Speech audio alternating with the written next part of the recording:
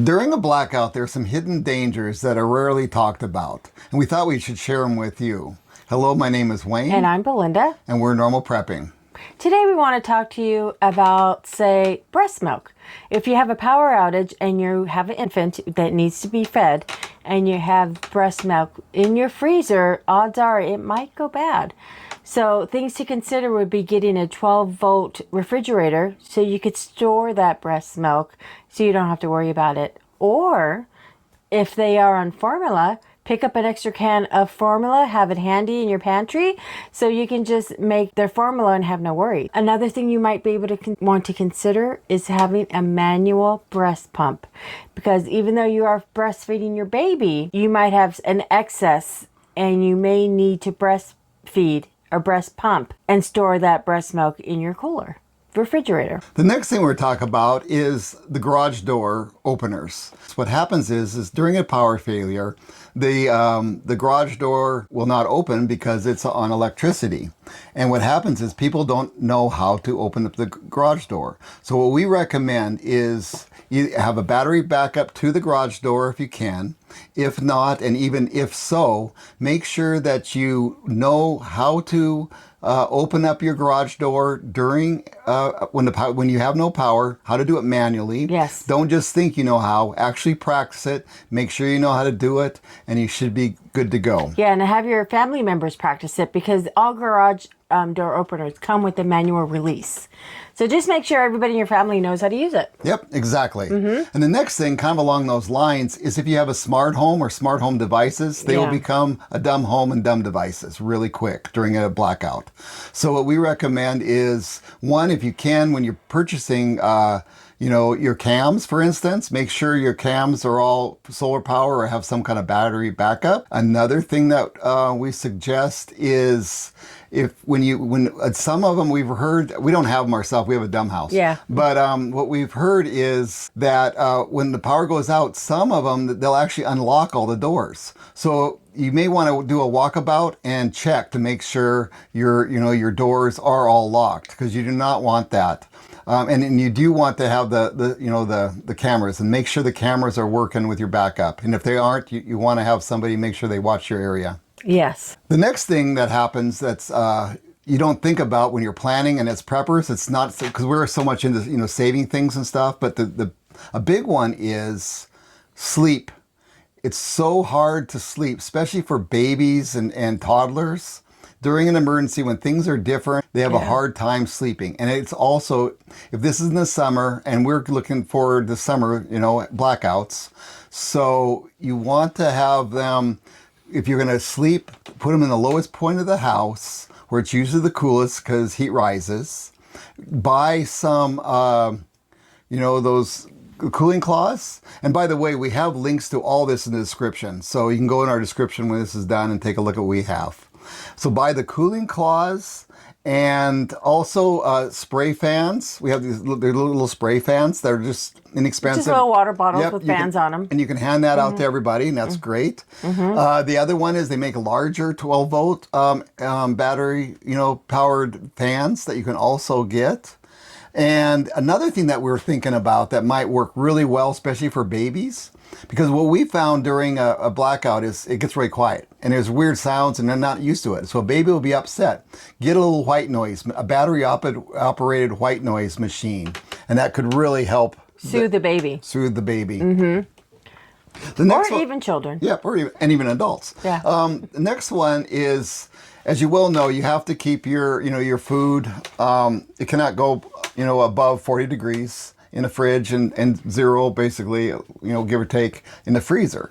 And we're not going to go into that right now, but you should have a thermometer to monitor that. And also, if food goes bad, don't just leave it in the refrigerator and say, oh, it's bad, I'll deal with it when we get the lights on. And that could be hours, days, weeks. You never know. As soon as you get past that time, get rid of that food. Because what happens, and I've actually seen this happen with 1 pound of hamburger, destroy a refrigerator. The food, when it rots, off gases. And that gas will get into the insulation, and also mold spores will get in there, and it could wreck your appliance forever. Yeah, and it gives off those gases. Yes. The next one we're going to go over is when your power comes back on. Everybody's like, yay, our power's back on. But what you need to check before that is to unplug your appliances and turn off all the lights except for one, because you don't want to have a power surge.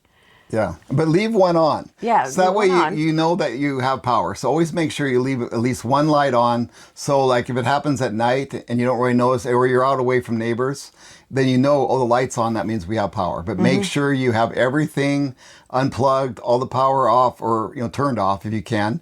That way when it goes on, just slowly turn on all the appliances. Don't let it just get a big old rush, big old hit. Another one that's extremely, really, really important, I think, and that is medicine and medical devices. We don't think about that. However, it happens. Insulin, for instance, needs to be refrigerated. So if things go bad for a while and you're on insulin, you definitely want to have a way of keeping that cool. You want to have a 12-volt refrigerator or a good ice chest or whatever you need to keep that cool. Another thing on the medical lines is oxygen. You need to, when you're at home, you can plug in your oxygen machine, but if the power is out, you need to have a battery backup for that. And they do have those, because if I see people in the stores with their oxygen, and those are based on battery backpacks that they wear. So you need to make sure you have that fully charged, and if you can, get an extra battery for your oxygen. And also the CPAP machine. Yes. There's a lot more people now that have those. I'm not familiar with how they work. However, I know some of them plug in. So if they plug in, make sure you have a battery backup.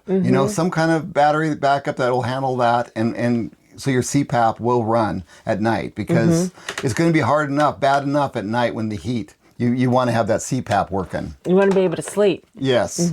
Another one that people don't think about because they're indoors and they don't realize it, and they don't maybe not plan ahead for it, is indoor heat stroke.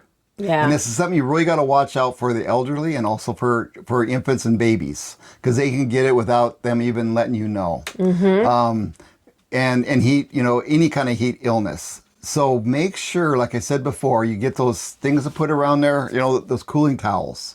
Have the fans, like we mentioned.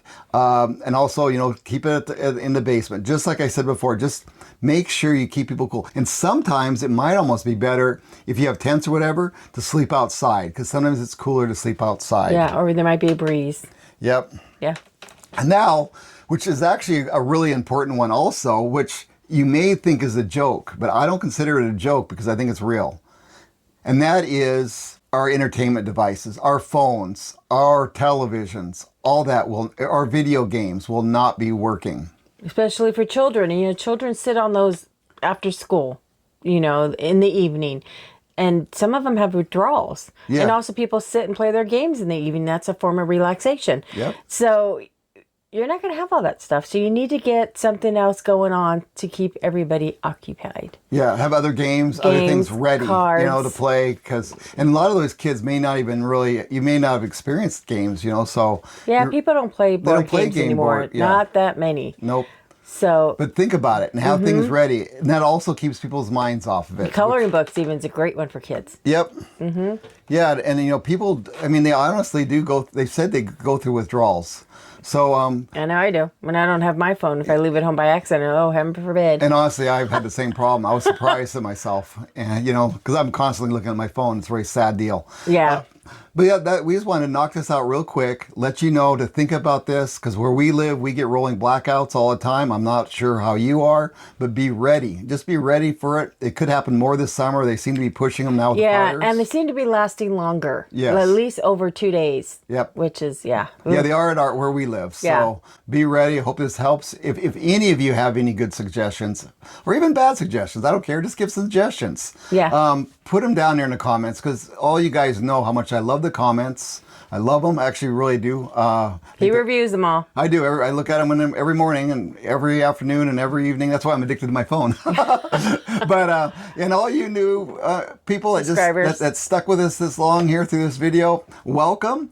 And everybody else, thank you for watching. Yeah, thank you. Thank you. See you later. Bye.